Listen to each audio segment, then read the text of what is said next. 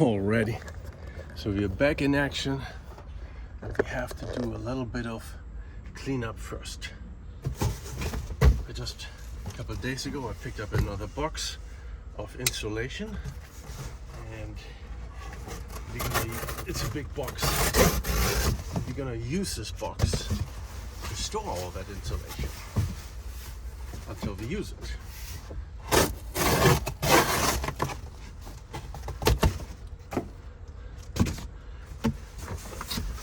This box is kind of unwieldy.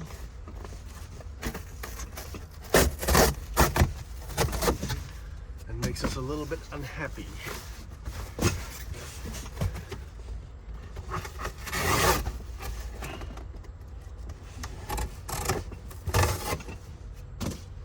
Alright, let's cut off. So here we're having 1, 2, that was our latest purchase. Then we're having 3.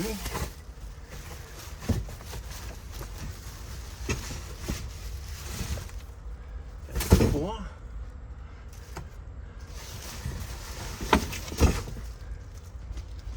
One piece of cut. Another piece of cut.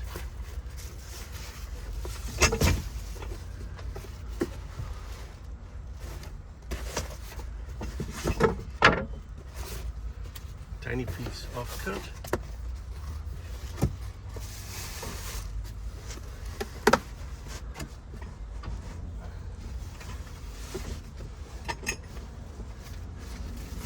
Another piece of cut.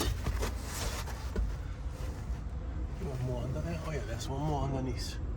And we're gonna get there. Well, before I get there, this is my license plate holder, the rear door that goes in there too. This way it makes a nice snug fit. Actually, let's drop the box on the floor for a second.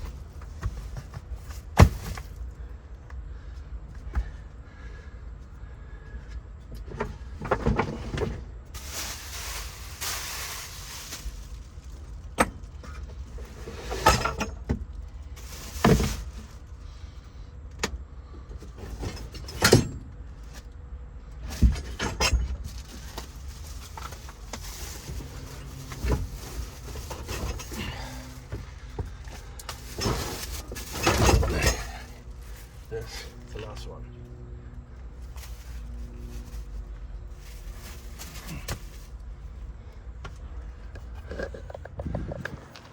As you can see, we have now 5 packs of insulation and a little bit of off-cut pieces. This insulation is going, well, it's been going on the wall over here. It's still going on the wall over here in just a minute. It will be going on the wall behind here, and it's going onto the entire ceiling. That is the insulation the first layer of insulation. Insulation is going to consist of, I guess, 3 layers total in this case. We are using the silver stuff. Here's a piece. Okay, this is what it looks like. So, well, this is just paper to protect the glue.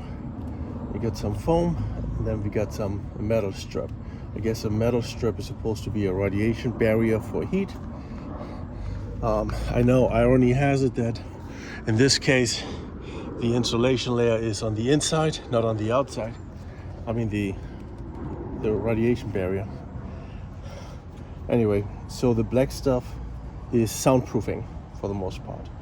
However, when it comes to the insulation, the very first thing you want to do is have a sound, air, and moisture barrier, and this is essentially that. If you install it correctly, there shouldn't be any gaps in between the pieces, and you will have a continuous layer of protection.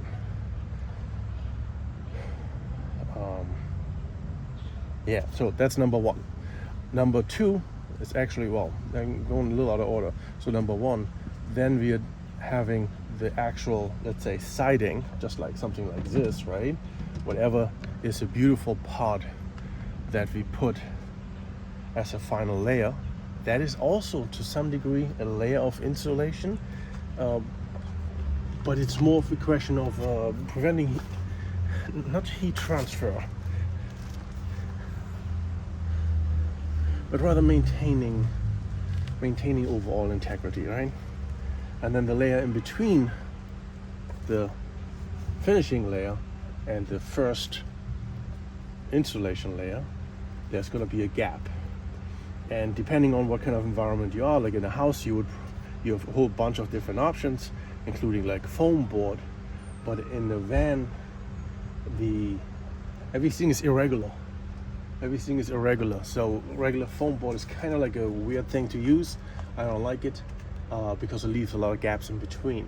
And in those gaps, you can have moisture buildup, which this is supposed to be preventing, right? Condensation. Well, what we're going to be putting into that gap, there's a couple of different options. You can put blow in some cellulose. You can probably use something like rock wool or cellulose bats that you can get from the hardware store. You would just have to peel them apart and then shove them in, or you can use wool. There's a company actually that sells wool for insulation purposes, and I think it's like 100 square feet for $150. That's not really that bad of a price. A sheet of insulation can easily, the sheet of insulation would be 8 by 4, so that's 8, 16, 32. So you would need 3 of those, and if one of them is $30, it's $90. So it's,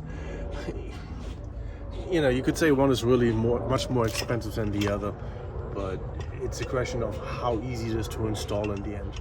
And in irregular spaces, like in the inside of the van, I actually think that the wool might be a good option from the handling perspective. I don't know if it's a good option for actual insulation and long term, but from a handling perspective for installation, I think it's a good option. So what you would do is you would probably use something like, just imagine, you put the finishing trim on, and then whatever's in the gap, that is essentially where you shove the wool into. We'll get to that at a much later point. I'm not even close to that. Today's project is going to be something different. Anyway, that's about insulation. I got 5 of these over here. This is the first layer. They're 40 inches by 80 inches. So they're quite big. I'll talk to you guys later. Take care.